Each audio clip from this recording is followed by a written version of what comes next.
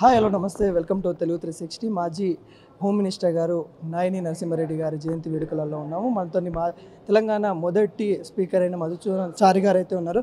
సరే, ఎలా మీ ఇద్దరి మధ్యలో బాండింగ్ ఏ విధంగా ఉండేది?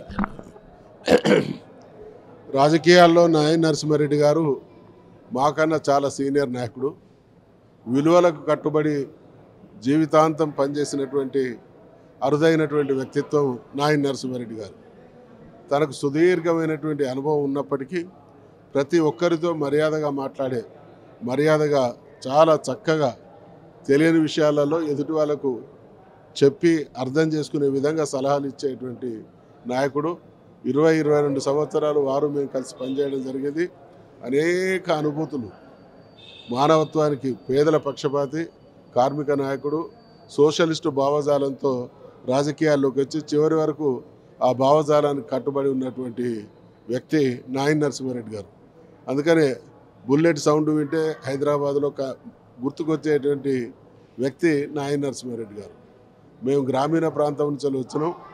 ఆ రోజులలో హైదరాబాద్ అంటే మాకు తెలిసిన ఒక 10, ఒక చార్మినార్, ఒక సాలార్జంగ్ మ్యూజియం, ఒక మక్కా మసీద్, ఒక ఉస్మానియా యూనివర్సిటీ, ఒక హైదరాబాద్ ఉస్మానియా హాస్పిటల్, ఒక నాయని నరసింహారెడ్డి. అంటే హైదరాబాద్ స్మృతి చిహ్నాల్లో ఒక్కటిగా ఆ స్థాయికి రావడం అనేది మామూలు విషయం కాదు. అర్ధరాత్రి అపరాత్రి చిన్న తేడా అనే భేదం లేకుండా ఎవరికి ఆపద వచ్చినా అందుబాటులో ఉండి స్వయంగా పోయి పరిష్కరించేటువంటి విలక్షణ వ్యక్తిత్వం నాయని నరసింహారెడ్డి గారిది. నాయని నరసింహారెడ్డి గారు చాలా సందర్భాల్లో కేసీఆర్ గారికి అంటే ఆటుపోట్లు ఎదురైనప్పుడు గట్టిగా నిలబడ్డటువంటి వ్యక్తులలో వారు కూడా ఒకరు. తెలంగాణ ఉద్యమం సమయంలో ఏ విధంగా ఉండేవారు మీతోని? చాలా చాలా అనేక విషయాలలో మేమందరం కూడా ఇంకా హైదరాబాద్ గురించి మాకు పూర్తి అవగాహన లేకుంటే హైదరాబాద్కు సంబంధించి జరుగుతున్నటువంటి విషయాలన్నీ కూడా చాలా చక్కగా చెప్పి ఉద్యమాన్ని బలోపేతం చేయడంలో కూడా క్రియాశీలకమైనటువంటి పాత్ర పోషించారు.